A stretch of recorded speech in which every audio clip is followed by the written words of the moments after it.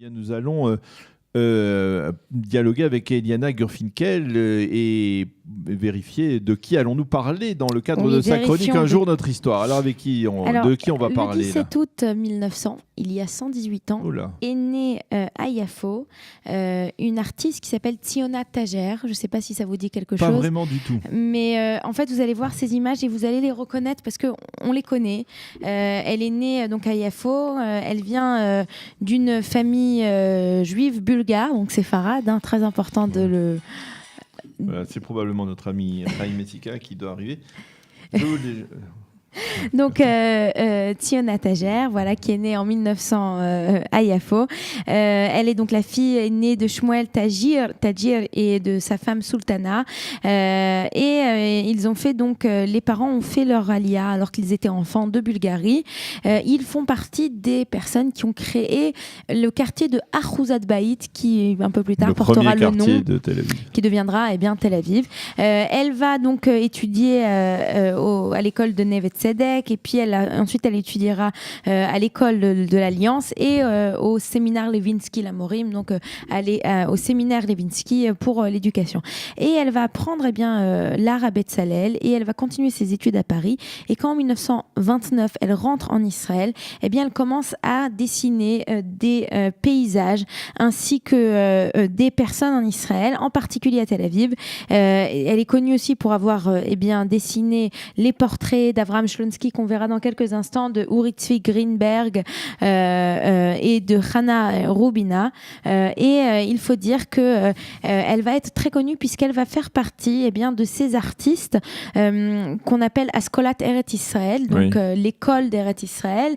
Voilà, donc là la qualité est vraiment mauvaise, je suis désolée. Ça c'est ce qu'on appelle la Rakevet de Neve Tzedek, donc le train de Neve Tzedek. On va essayer de voir une autre image. Voilà, ça c'est une image de Natseret, de Natsrat, donc un peu plus dans l'ordre. Donc en fait, cette Askolat Eret Israël, ça c'est Rehovot dans les années 30, vous voyez, c'est très coloré. Alors, quelle est ça c'est Avraham Shlonsky, comme je vous ai dit, son portrait. Quelle est la particularité de cette école d'Eret Israël? Alors cette école d'Eret Israël, elle a plusieurs choses. La première chose, ce sont des gens qui sont en extase, si on peut dire, devant les couleurs d'Eret Israël ainsi que la luminosité. Et c'est quelque chose qu'on peut revoir en permanence dans leurs dessins.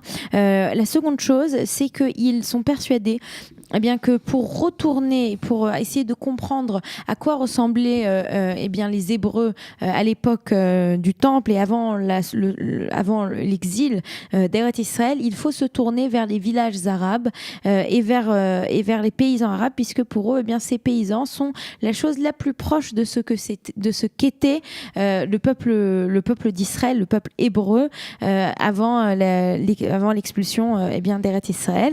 On peut dans cette école d'artistes, on peut parler aussi de Reuven Rubin. Je ne sais pas si ça vous dit quelque chose, très connu, Reuven Rubin. Ne serait-ce que par ses rues.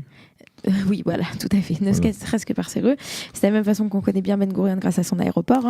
Et donc, ce sont des artistes qui ont pris beaucoup de plaisir à dessiner les paysages d'Eret Israël. Et il faut dire que quand même, Tsiona Tajer, à part avoir autant dessiné, elle va aussi créer en 1951, elle va racheter une église à Tzfat qui a été construite au 19e siècle, mais qui a été complètement abandonnée au moment de la guerre d'indépendance.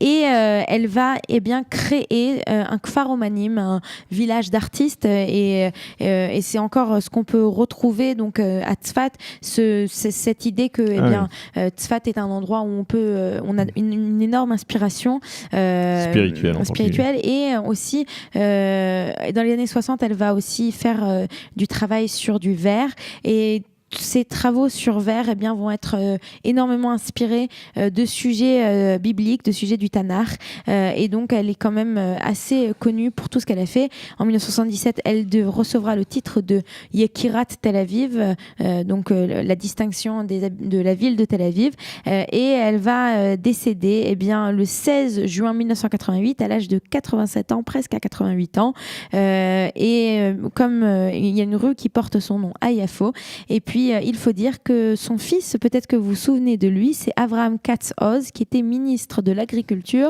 en 1977. Voilà. Merci beaucoup Eliana. Nous allons marquer une pause et ensuite nous aurons le plaisir d'accueillir dans ce studio Chaim Messika, porte-parole du ministre des Finances Moshe Kachlan. Nous parlerons avec lui des prix des appartements, de la notation de l'État d'Israël au niveau économique et peut-être même un peu de politique en perspective d'élections anticipées, peut-être d'élections anticipées. Tout de suite après quelques notes musicales. Vous aimez l'histoire juive ?